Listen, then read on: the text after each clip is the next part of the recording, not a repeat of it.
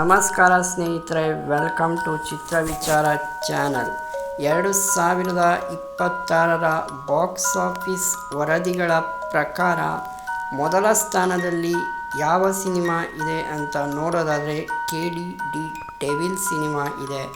ಧ್ರುವ ಸರ್ಜಾ ಅಭಿನಯದ ಈ PAN India cinema ಭಾರೀ ನಿರೀಕ್ಷೆ ಅಂತ ಹುಟ್ಟಾಕಿದಂತಹ ಸಿನಿಮಾ ಉತ್ತಮ ಆರಂಭ ಅಂತೂ ಪಡೆದುಕೊಳ್ತು, ಆದರೆ ಉತ್ತಮ ಕಲೆಕ್ಷನ್ ಮಾಡಿಲ್ಲ.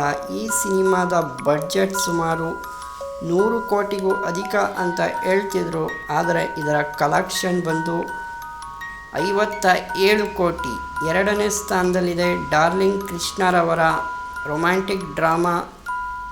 ಪ್ರೇಕ್ಷಕರ ಮನಗೆದ್ದು ಉತ್ತಮ ಬಾಕ್ಸ್ ಆಫೀಸ್ ಪ್ರದರ್ಶನವನ್ನು ನೀಡಿದ ಚಿತ್ರ ಈ ವರ್ಷ ಇದಾಗಿದೆ. ಈ ಸಿನಿಮಾ 30 ಕೋಟಿಗೂ ಅಧಿಕ ಕಲೆಕ್ಷನ್ ಮಾಡಿ ಒಂದು ಬ್ಲಾಕ್ ಬಸ್ಟರ್ ಹಿಟ್ಟಾದಂತಹ ಚಿತ್ರ.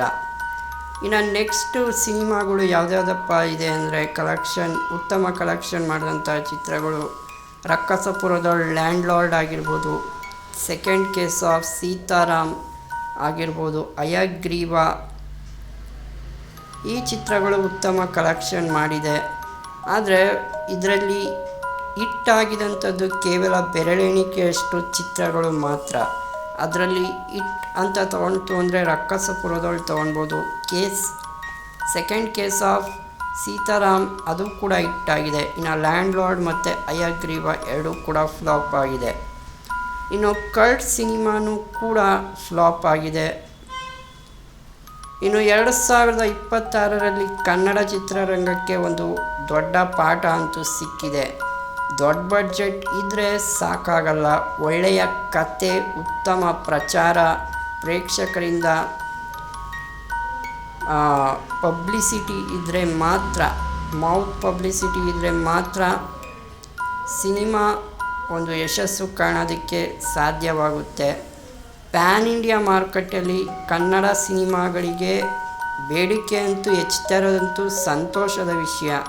ಆದರೆ ಯಾವುದು ಪ್ಯಾನ್ ಇಂಡಿಯಾ ಮಾಡಬೇಕು, ಯಾವುದು ರೀಜನಲ್ ಸಿನಿಮಾ ಮಾಡಬೇಕು ಅನ್ನೋದನ್ನ ಮೊದಲು ಡೈರೆಕ್ಟರ್ಗಳು, ಪ್ರೊಡ್ಯೂಸರ್ಗಳು ಅರ್ಥಕೊಳ್ಬೇಕು.